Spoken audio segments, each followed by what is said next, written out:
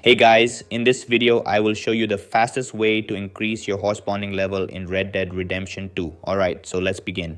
Your horse isn't just transportation, it affects your gameplay, survivability, and overall experience.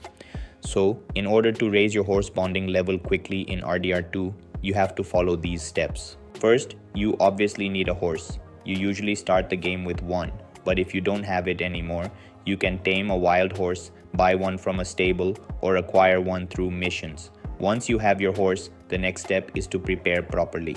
Visit a general store and stock up on horse food items.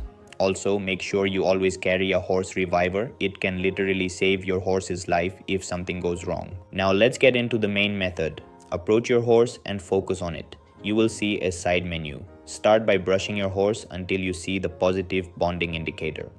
This usually takes just a couple of actions. After that, pat your horse until you get another bonding boost. These two steps are quick and don't cost anything. Next comes the most important step, feeding. Open the interaction menu and feed your horse using the food you purchased.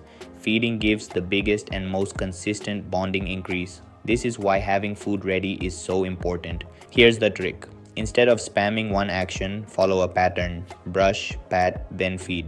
Once you complete this cycle, repeat it again and again.